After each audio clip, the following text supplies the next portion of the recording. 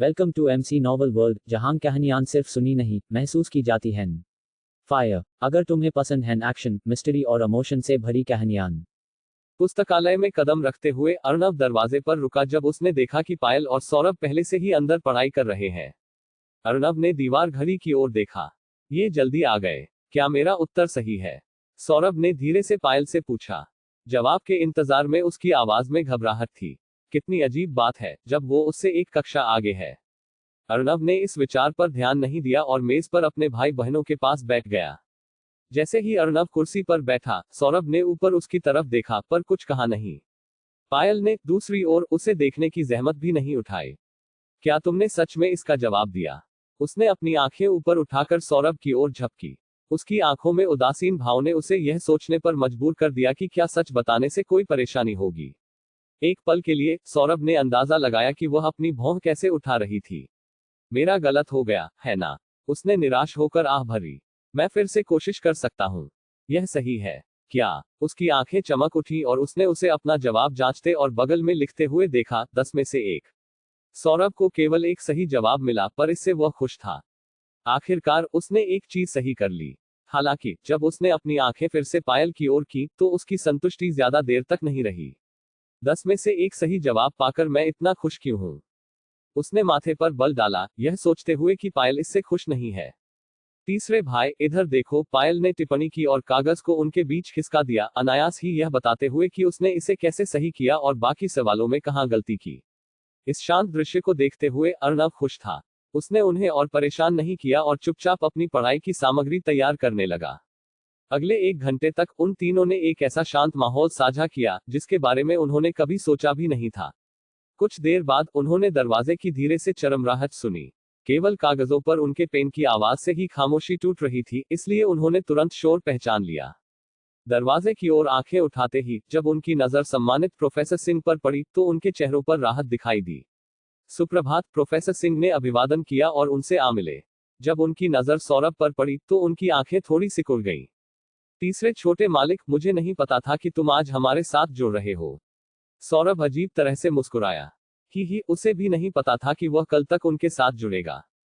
यह अच्छा है कि अब तुम अपनी पढ़ाई पर ध्यान दे रहे हो। प्रोफेसर सिंह खुश थे, पर तभी अर्णव बोला, उसे अच्छे से पढ़ना ही होगा, नहीं तो वह किसी का गुलाम बनना चाहेगा। गुलाम? प्रोफेसर की आंखों में भ्रम कौंध गया, क्योंकि उन्हें समझने के लिए इससे ज्यादा की जरूरत थी। उनकी आंखों में भ्रम देखकर अर्णव ने उदारतापूर्वक प्रोफेसर सिंह को सब बताया। बाद वाले के मुंह ने एक ओ का आकार लिया, इससे पहले कि उसने पूछा। इंद्रप्रस्थ अकादमी उस शर्त की अनुमति देती है। मुझे पता है ना? पायल ने मन ही मन कंधा उचका दिया। उन्हें शर्त के उस हिस्से के बारे में नहीं पता है, अर्णव ने ईमानदारी से कबूल किया। पायल ने अपने होंठ मरोड़ते हुए अपने भाई का अध्ययन किया। वह जानती थी कि अर्णव और प्रोफेसर सिंह के बीच अच्छे संबंध थे।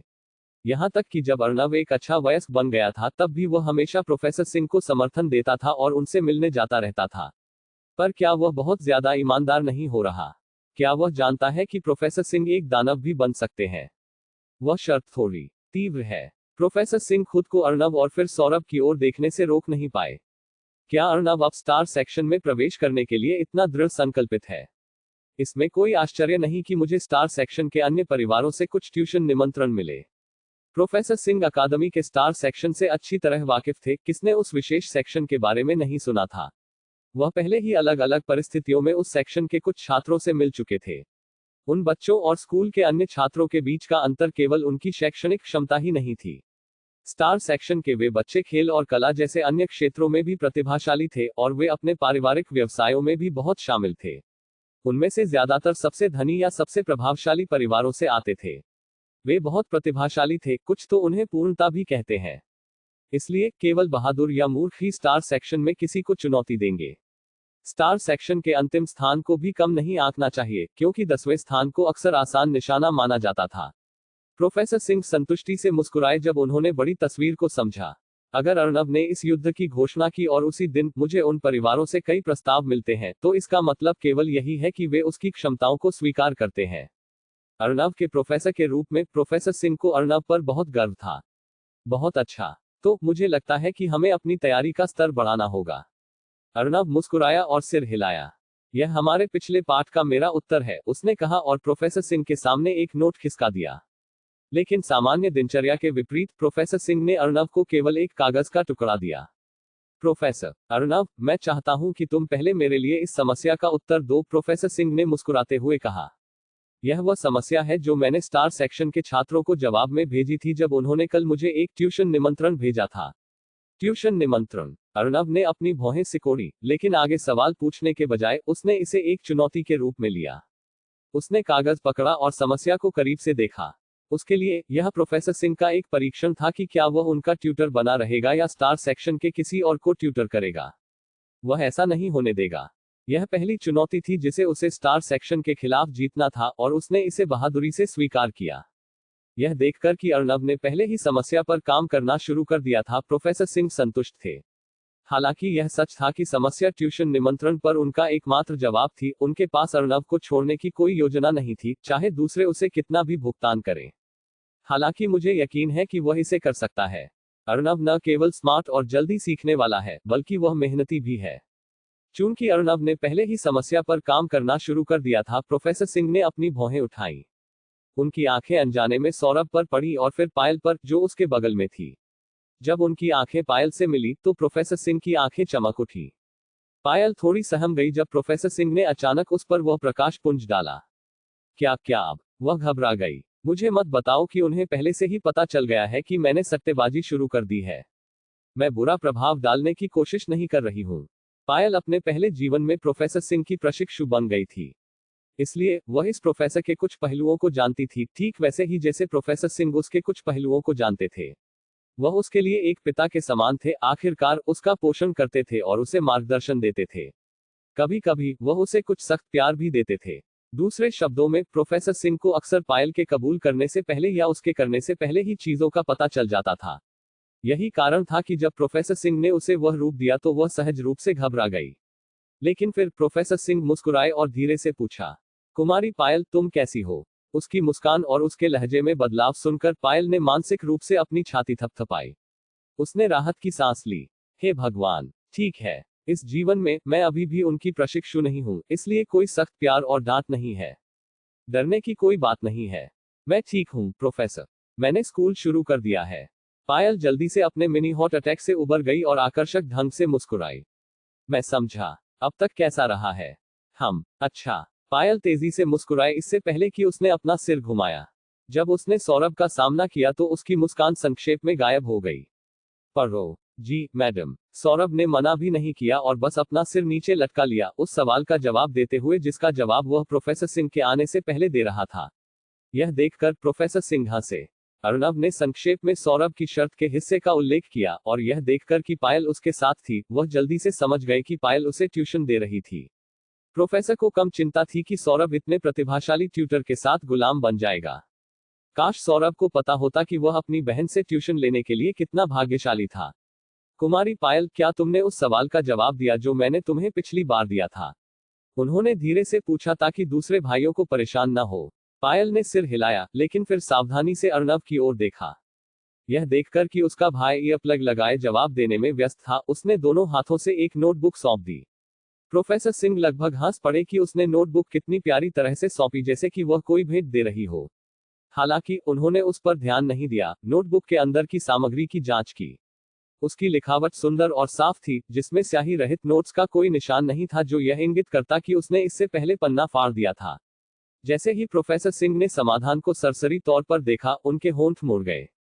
उन्होंने पायल की ओर देखा, केवल यह देखने के लिए कि पायल ने उनकी ओर पलक झपकाए।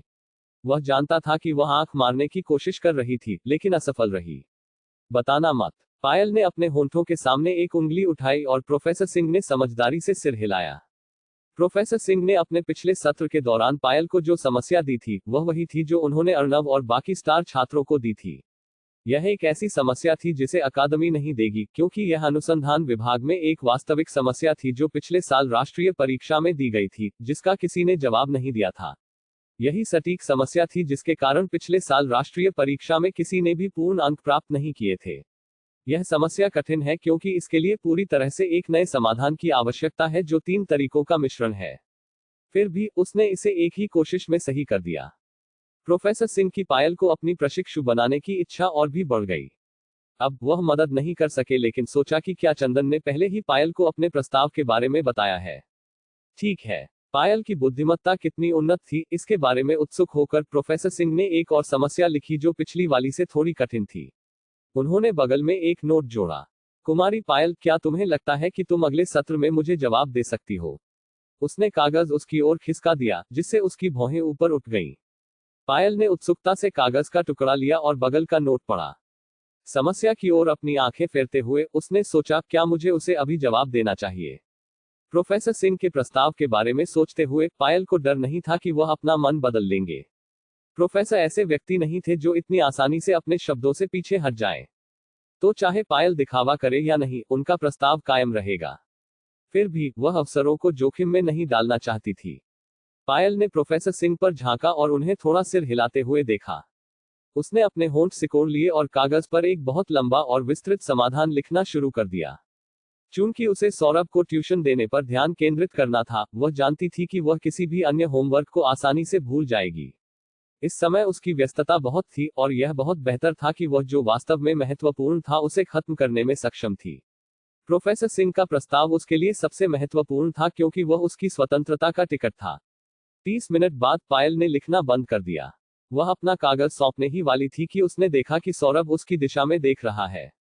वह अपने भाई की ओर मुड़ी, केवल यह देखने के लिए कि उसके चेहरे पर यह कोरा भाव छाया हुआ था। क्या उसका दिमाग फिर से गर्म हो गया? पायल, यह क्या घिनौनापन है?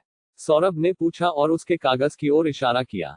सहजता से उसने अपने कागज को अपने मोटे हाथों से ढक लिया, जादू टोना और फिर प्रोफेसर सिंह को देने के लिए उसे मोड़ दिया। क्या तुमने इसे खत्म कर दिया, पायल? प्रोफेसर ने थोड़ी हैरानी से पूछा और उसने सिर हिलाया। प्रोफेसर, मुझे यकीन नहीं है कि मैंने इसे सही किया है। कोई बात नहीं, ऐसा नहीं था कि वह उम्मीद कर रहे थे कि वह इसे सही करेगी। वह बस उत्सुक थे। ठीक है। प्रोफेसर सिंह ने अपनी घड़ी जांची और घोषणा की, अर्नव, थोड़ा पानी ब्रेक लो।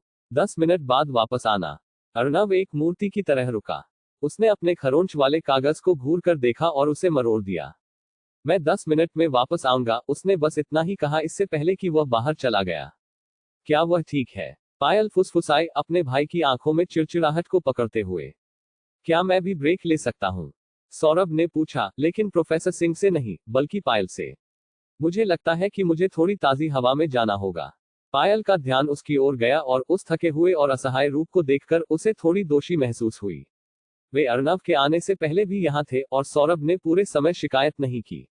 उसने ब्रेक कमाया। 10 मिनट में वापस आना। इससे पहले कि वह खत्म कर पाती, सौरभ पहले ही अपनी सीट से कूद गया और तेजी से दूर चला गया। जब अर्नव और सौरभ चले गए तो प्रोफेसर सिंह ने पायल का ध्यान आकर्षित करने के लिए अपना गला साफ किया। कुमारी पायल, क्या मैं तुमसे एक सवाल पूछ सकता हूँ? हाँ प्रोफेसर। क्या तुम्हारे पिता ने तुम्हें कुछ बताया? पायल ने अपने होंठ सिकोड़ लिए और सिर हिलाया। हाँ, मैं समझा। प्रोफेसर सिंह संतुष्टि से मुस्कुराए। क्या तुमने कोई फैसला लिया है? हाँ। वह जवाब जो वह देना चाहती थी वह आसान था। यह केवल एक शब्दांश का एक शब्द था। हालांकि जवाब देना चाहती थी, फिर भी उसने नहीं दिया। कुमारी पायल, चिंता मत करो, प्रोफेसर सिंह ने आश्वासन दिया। जो भी फैसला होगा, मैं उसका पूरी तरह से सम्मान करूंगा। इसके अलावा मुझे कोई जल्दी नहीं है। तुम युवा हो और मेरा प्रस्ताव तुम्हें अचानक लगा होगा। दरअसल प्रोफेसर, मैंने पहले ही एक फैसला ले लिया है। उसने प्रोफेसर सिंह के प्रस्ताव के साथ या उसके बिना यह फैसला पहले ही कर लिया था। लेकिन अभी कुछ चीजें हैं जो मैं करना चाहती हूँ। सौरभ का धमकाने वाला अभी भी आसपास था और पीटे जाने के बावजूद जीशान कपूर में अगले दिन परेशानी खड़ी करने के लिए वापस आने की हिम्मत थी। उसे यह सुनिश्चित करना था कि वह सौरभ को छूने के बारे में भी न सोचे। अर्नव अभी भी शर्त के लिए पढ़ाई कर रहा था और वह बस छोड़कर नहीं जा सकती थी क्योंकि शर्त उसने ही शुरू की थी। हर्ष ने भी वादा किया था कि जब उसे उसका भत्ता मिलेगा तो वह उसे मिठाइयां देगा और उसके माता पिता को अपने बड़ों के साथ तरह तरह की समस्याएं हो रही थी। पायल उनकी इतनी परवाह नहीं करना चाहती थी क्योंकि वह निराश नहीं होना चाहती थी। हालांकि उसे अभी भी ये चीजें करनी थी क्योंकि दिन के अंत में उनसे नफरत करना भी कुछ ऐसा था जो उसे पसंद नहीं था। पुलों को न जलाना सबसे अच्छा था, भले ही उसने उन्हें पार करने की कभी योजना नहीं बनाई थी। मुझे उम्मीद है कि आप समझते हैं प्रोफेसर। प्रोफेसर सिंह का दिल उसकी आंखों में घूम रहे हजार अनकहे शब्दों पर नर्म पड़ गया। चिंता मत करो कुमारी पायल। जैसा कि मैंने कहा, मुझे कोई जल्दी नहीं है। जब भी तुम तैयार हो मुझे फोन करो। मैं तुम्हें हर दिन अपनी प्रशिक्षु के रूप में लूंगा। धन्यवाद प्रोफेसर। उन्हें पता नहीं था, सौरभ, जो घटनास्थल से भाग गया था, जल्दी से वापस आया क्योंकि वह कुछ भूल गया था। लेकिन तभी उसने पायल और प्रोफेसर सिंह की बातचीत सुनी। वह जा रही है। क्या आप चाहते हैं कि मैं इस कहानी को सौरभ के नजरिए से आगे बढ़ाऊं कि उसने पायल और प्रोफेसर सिंह की बातचीत सुनने के बाद क्या किया?